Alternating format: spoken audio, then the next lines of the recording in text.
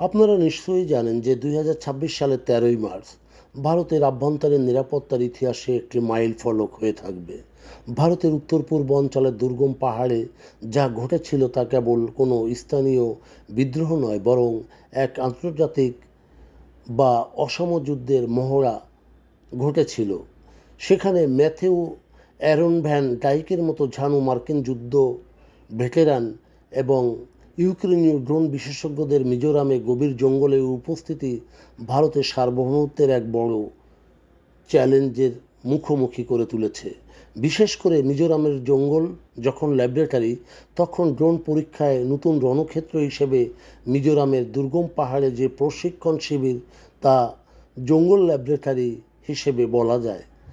তার মূল উদ্দেশ্য ছিল মূলত মাত্র $500 সাধারণ শখের ড্রোনকে কিভাবে এটি অস্ত্রে পরিণত করা যায় বা মডিউলার ইউরোপীয় প্রযুক্তিগত সাহায্যে প্রাণঘাতী মারণাস্ত্রে পরিণত করা যায়, সেখানে তার পাঠ দেওয়া হচ্ছিল।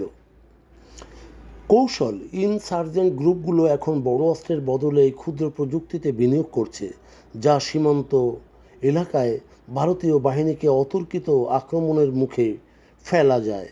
ক্রেমলিনের উপহার, কৌশলগত বন্ধুত্ব নাকি ফাঁদ, এই অপারেশনের পেছনে সবচেয়ে বড় অবদান ছিল রাশিয়ার। বৈদেশিক গোয়েন্দা সংস্থা, বিশেষ করে রাশিয়ার এসইউআরের ভূমিকা ছিল অপরিসীম। রাশিয়ার দেওয়া লোডেড ডোসিয়ার বা গোপন নথির যে তথ্য উপাত্ত, তার ভিত্তিতে এনআইএ এই অভিযান চালায়। ইউক্রেন এবং পশ্চিমা বিশ্বের বিশেষজ্ঞদের এই নেটওয়ার্ক ফাঁস করে দিয়ে মস্কো দিল্লির কাছে প্রমাণ করতে চেয়েছে যে পশ্চিমারা ভারতের আভ্যন্তরীণ অস্থিতিশীলতায় মদদ দিচ্ছে।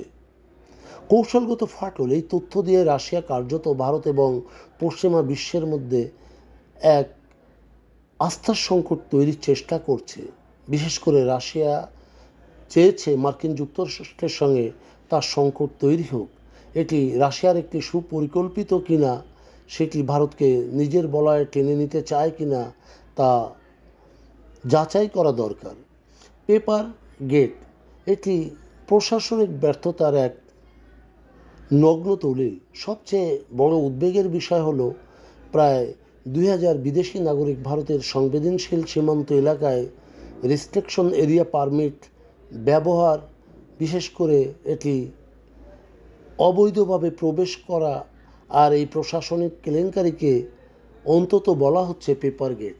ডিজিটাল ফাস্ট সুপার পাওয়ার হওয়ার পথে যে ভারত, সেই ভারত যখন নিজেকে একটি ডিজিটাল সুপার পাওয়ার হিসেবে দাবি করে থাকে, তখন পেপার গেটের মতো সেকেলে ব্যবস্থা সেই দাবির সঙ্গে সাংঘর্ষিক।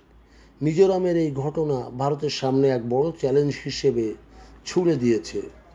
প্রযুক্তিগত আধুনিকায়ন মূলত কাগজে পারমিট ব্যবস্থার বদলে বায়োমেট্রিক ও রিয়েল টাইম ট্র্যাকিং সম্পন্ন ডিজিটাল এন্ট্রি চালু করা অপরিহার্য হয়ে পড়েছে।